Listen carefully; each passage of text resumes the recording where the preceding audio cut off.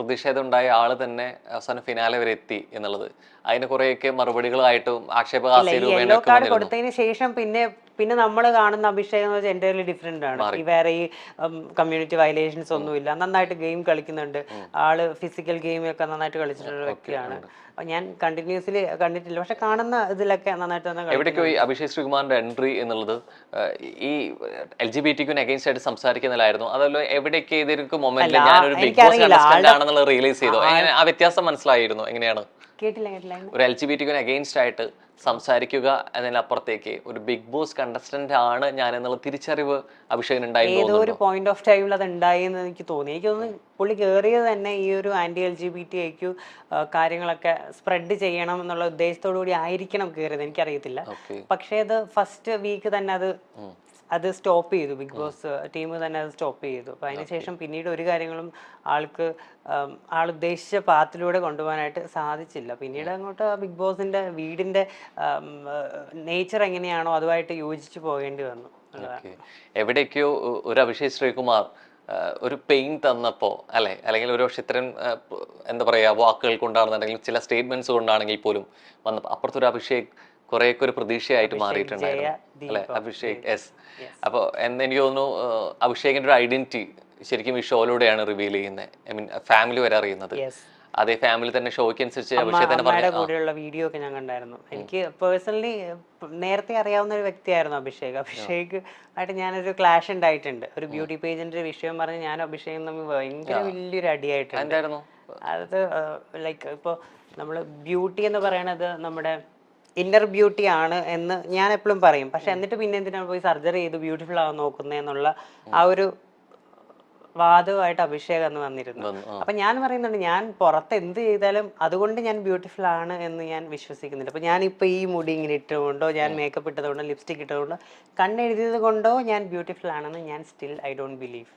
ഞാൻ എൻ്റെ പേഴ്സണാലിറ്റിയാണ് എൻ്റെ സൗന്ദര്യം. ഞാൻ എന്താ പറയാ, ഞാൻ എങ്ങനെയാണ് ഒരാളോട് സംസാരിക്കുന്നത്, ഞാൻ ബിഹേവ് ചെയ്യുന്നത് എങ്ങനെയാണ്, അതൊക്കെയാണ് എൻ്റെ സൗന്ദര്യമായിട്ട്. യെസ്, വ്യക്തിത്വമാണ് സൗന്ദര്യം. അപ്പൊ ഈ ക്യാരക്ടറിനെ ഈ ആന്തരികമായിട്ടുള്ളത് നമ്മൾ എങ്ങനെ ഇരിക്കുന്നു അങ്ങനെയല്ല, ബാഹ്യമായിട്ടുള്ള സൗന്ദര്യം അല്ലെങ്കിൽ നമ്മളെ കാഴ്ചപ്പാടുകൾ സൗന്ദര്യത്തിൽ ഞാൻ വിശ്വസിക്കുന്നില്ല. പക്ഷെ നമ്മൾ എവിടേക്ക് ആ രൂപത്തിൽ അത് കൊടുക്കാൻ നോക്കുന്നില്ലേ? കോസ്റ്റ്യൂമിലാണെങ്കിലും ആക്സസറീസിലാണെങ്കിലും അത് നമ്മളുടെ ഇഷ്ടങ്ങളാണ്. ഇപ്പൊ എനിക്ക് ഈ ഒരു കമ്മൽ ഇടണം എന്ന് പറയുന്നത് എനിക്ക് ഇഷ്ടമാണ്. ഞാൻ കണ്ണു നോക്കാൻ നേരത്ത് എനിക്കിത് ഇട്ടിട്ടൊരു പരിപാടിക്ക് പോകണം എന്ന് എനിക്ക് തോന്നുന്ന ഒരു തോന്നലാണത്. അതല്ലാതെ അതും ഈ പറയുന്ന ഈ ഒരു സൗന്ദര്യവുമായിട്ട് കണക്ട് ചെയ്യാനായിട്ട് എനിക്ക് പറ്റാറില്ല. എന്തെങ്കിലും ഒരു ഫംഗ്ഷൻ ഒക്കെ പോകുമ്പോൾ അതനുസരിച്ചാണോ ഡ്രസ് ചെയ്യാറുള്ളത്? ഞാൻ കൂടുതലും സാരി തന്നെയായിരിക്കും എപ്പോഴും ഇടുന്നത്. സാരി, ചുരിദാർ, കൂടുതലും ട്രഡീഷണൽ വിയേഴ്സ്. ശരിക്കും അവനവന്റെ ഇഷ്ടത്തിനനുസരിച്ചാണ് ചെയ്യാറ്. പോകുന്ന ഫംഗ്ഷന് ഇത്തരത്തിലുള്ള ഡ്രസ്സാണ് ആവശ്യം, എന്നെ ഇങ്ങനെ കാണുന്നതായിരിക്കും നല്ലത്, അങ്ങനെയൊക്കെ ചിന്തിക്കാറുണ്ട്. കോൺഷ്യസ്നെസ് എന്റെ മനസ്സിൽ എപ്പോഴും ഉണ്ട്. എനിക്ക് ഇഷ്ടമുള്ള ഡ്രസ്സാണ് ഞാൻ ധരിക്കുന്നത്. അപ്പൊ ഭാഗ്യമായ സൗന്ദര്യത്തിൽ ഇഷ്ടമുണ്ട്. സൗന്ദര്യം അല്ലല്ലോ അത്, ഭാഗ്യമായ രൂപത്തിൽ. ഞാൻ പല പരിപാടികൾക്ക് ഒരു മേക്കപ്പ് ഇടാതെ പോകാറുണ്ട്. ചിലപ്പോ ലിപ്സ്റ്റിക് മാത്രം ഇട്ടിട്ട് പോകാറുണ്ട്. ഇപ്പൊ ഞാൻ കുറെ മേക്കപ്പ് ചെയ്തിട്ടാണ് വന്നിരിക്കുന്നത്. അപ്പൊ ഞാൻ അങ്ങനെ എങ്ങനെ പോയാലും ഞാൻ ഭയങ്കര കോൺഫിഡന്റ് ആണ്. എന്റെ കോൺഫിഡൻസ് ആണ് എന്റെ ഒരു സൗന്ദര്യമായിട്ട് ഞാൻ കാണുന്നത്. ഞാൻ എവിടെ പോയാലും എനിക്ക് കോൺഫിഡന്റ് ആയിട്ട് ആൾക്കാരുടെ മുമ്പിൽ തല ഉയർത്തി നിൽക്കാൻ പറ്റുന്നുണ്ട്, എനിക്ക് സംസാരിക്കാൻ പറ്റുന്നുണ്ട്, ഞാൻ എന്ന വ്യക്തിയെ എനിക്ക് അവിടെ പ്രസന്റ് ചെയ്യാൻ പറ്റുന്നുണ്ട്. അത് തന്നെയാണ് എന്റെ ബ്യൂട്ടി. ഇതിപ്പോ ഞാൻ സാരി അല്ല ഉടുത്തെങ്കിലും ഞാനിപ്പോൾ ഒരു ടോപ്പും ജീൻസും ആണെങ്കിലും ഞാൻ അവിടെ കോൺഫിഡൻ്റ് ആണ്, ഞാൻ സുന്ദരിയാണ് എന്ന് ഞാൻ സ്വയം വിശ്വസിക്കുന്നു. അപ്പം ഞാനിപ്പോൾ എന്നെ സംബന്ധിച്ചിടത്തോളം എനിക്ക് എല്ലാ ഡ്രസ്സുകളും ചേരുമെന്ന് വിശ്വസിക്കുന്ന ഒരാളാണ് ഞാൻ. കണ്ണാടിയിൽ നോക്കുമ്പോൾ കാണുന്ന സൗന്ദര്യത്തിലാണ് കുറെ സംതൃപ്തി വരുന്നത്, അത് മറ്റൊരാൾ പറഞ്ഞ് കേൾക്കുന്നതാണ് ഏറ്റവും കൂടുതൽ സംതൃപ്തി തരിക. എനിക്ക് എന്നെ കണ്ണാടി നോക്കാൻ നേരത്ത് കാണുന്ന ഒരു ഇതിലാണ് സംതൃപ്തി വരുന്നത്. കണ്ണാടി നോക്കിയിട്ട് യു ആർ സോ ബ്യൂട്ടിഫുൾ എന്ന് ഞാൻ തന്നെ പറയാറുണ്ട് എപ്പോഴും. അത് എനിക്ക് ഭയങ്കര കോൺഫിഡൻസ് നൽകാറുണ്ട്. എനിക്ക് തോന്നുന്നു നമ്മുടെ ലൈഫിൽ എങ്ങനെയൊക്കെ പോയിക്കാണെങ്കിലും ഒരു ടേണിംഗ് പോയിന്റ് ഉണ്ടെന്ന് പറയും. പക്ഷെ അതിനേക്കാൾ അപ്പുറത്തേക്ക് നമ്മൾ എപ്പോഴും ഓർത്ത് വെക്കുന്ന ഒരു മൊമെന്റ് ഉണ്ടായിരിക്കും, നമ്മൾ എത്രയൊക്കെ കാലം മാറ്റാത്ത മറക്കാത്ത ചിലൊരു മൊമെന്റ്. ശരിക്കും അത്തരത്തില് ഒരു ബെസ്റ്റ് മൊമെന്റ് ശരിക്കും ഏതാ? എനിക്ക് അങ്ങനെ ഒരുപാട് മൊമെന്റ്സ് ഉണ്ട്. അതിൽ ഏറ്റവും ഫസ്റ്റ് എനിക്ക് ഓർമ്മ വരുന്നത് എൻ്റെ അച്ഛൻ എൻ്റെ ഐഡന്റിറ്റി തുറന്നു പറഞ്ഞപ്പോൾ അച്ഛൻ രണ്ട് കൈ നീട്ടി സ്വീകരിച്ച ആ ഒരു ഇൻസിഡന്റ് ആണ്. അച്ഛൻ അത് നേരത്തെ തന്നെ അറിയാമായിരുന്നു എന്ന് പറഞ്ഞു, 6 വർഷം മുമ്പേ അറിയായിരുന്നു എന്ന് പറഞ്ഞു. അതെങ്ങനെയാണെന്നുള്ളത് ഞാൻ ഇപ്പോഴും ചോദിച്ചിട്ടില്ല. ഇപ്പോഴും അത് ചുരുളഴിയാത്തൊരു രഹസ്യമായിട്ട് എനിക്ക് തോന്നുന്നു ശ്രുതിക്ക് അത് അറിയണമെന്നും ആഗ്രഹമില്ല, അത് അച്ഛനിൽ തന്നെ ഇരിക്കട്ടെ, അങ്ങനെ തന്നെ നിക്കട്ടെ എന്നാ ഞാൻ ഇതുവരെയായിട്ടും അത് ഞാൻ ചോദിക്കത്തുമില്ല. മേ ബി ഈ ഇന്റർവ്യൂവിൽ കാണുമ്പോൾ കണ്ടു കഴിഞ്ഞാൽ വന്ന് ഇങ്ങോട്ട് വന്ന് പറയുവാണെങ്കിൽ പറയട്ടെ. ചിലപ്പോൾ ഈ ഇന്റർവ്യൂ കഴിഞ്ഞിട്ട് അച്ഛൻ പറയാ എന്തുകൊണ്ട് ഒരു പക്ഷെ എങ്ങനെയായിരുന്നു എന്നുള്ളത് ശ്രുതിയുടെ അടുത്ത് സംസാരിക്കാൻ പോകുന്നത് എന്നുള്ളത്. ട്രാൻസ് വുമൻ ആണെങ്കിലും ട്രാൻസ് മെനിലോട്ട് മാറുമ്പോഴാണെങ്കിലും ഈ പലപ്പോഴും ഈ ഫീലിങ്സ്, ഇമോഷൻ, പ്രണയം എങ്ങനെയായിരിക്കും എന്നുള്ളത് ഒരു കൺഫ്യൂഷൻ ഉണ്ട് അല്ലെ സൊസൈറ്റിക്ക്. ഇതേ കൺഫ്യൂഷൻ നിങ്ങൾക്കും ഉണ്ടോ? ശരിക്കും എന്താണ് ഇഷ്ടങ്ങളും താല്പര്യങ്ങളും? ഇല്ല, കൺഫ്യൂഷൻ ഉള്ള ആളുകളും കൺഫ്യൂഷൻ ഇല്ലാത്ത ആളുകളും എല്ലാ ജെൻഡേഴ്സിലും ഉണ്ടാവുമല്ലോ. ഇപ്പൊ സിസ്റ്ററും മെയിലായിട്ടുള്ള ആൾക്കാരാണെങ്കിലും പ്രണയത്തിന്റെ കാര്യത്തിൽ ഭയങ്കര കൺഫ്യൂസ്ഡ് സ്റ്റേജിലൂടെ കടന്നു പോകുന്ന ആൾക്കാരുണ്ടാവും. അതുപോലെ തന്നെ നമ്മൾ ക്യൂർ ആയിട്ടുള്ള ആളുകളിലും ഡെഫിനറ്റ്ലി ഉണ്ടാവും. പിന്നെ പ്രണയം എന്ന് പറയുന്നത് ഒരാൾക്ക് മറ്റൊരാളോട് തോന്നുന്ന ഒരു വികാരമാണ്. അതിപ്പോ ഏത് സെക്ഷുവാലിറ്റി ഉള്ള ഒരാൾക്കും മറ്റൊരാളോട് തോന്നാം എന്നുള്ളതാണ്.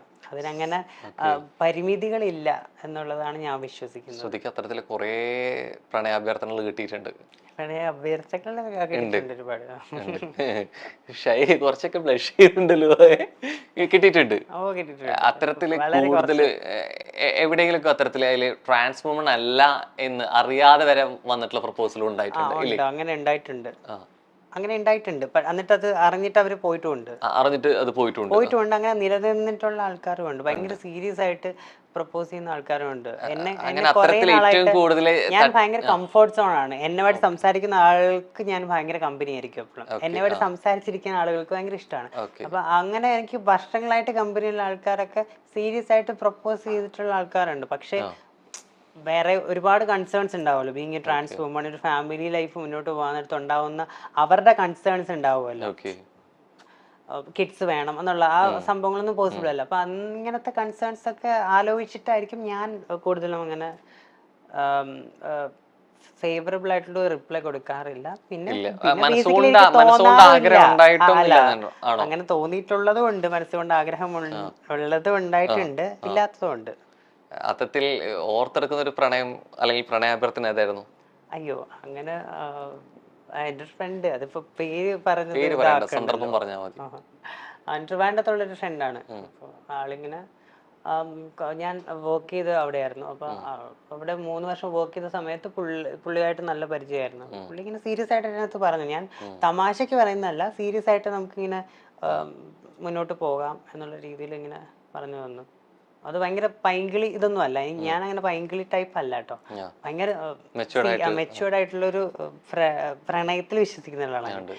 അപ്പൊ അങ്ങനെ മെച്ചുവേർഡ് ആയിട്ട് തന്നെയാണ് പ്രപ്പോസ് ചെയ്തത്. ഞാനത് വേണ്ടെന്ന് ഞാൻ അങ്ങനെ തന്നെ ഓപ്പൺ ആയിട്ട് പറഞ്ഞു. എനിക്ക് അങ്ങനത്തെ ഇപ്പൊ എനിക്ക് കരിയർ ഫോക്കസ് ചെയ്യണം അങ്ങനെയൊക്കെ. നല്ല ഫ്രണ്ട്സ് തന്നെയാണ്. ഈ പ്രണയത്തിലുള്ള വിശ്വാസം ശ്രുതിക്ക് കല്യാണത്തിലുണ്ടോ, വിവാഹത്തിലുണ്ടോ?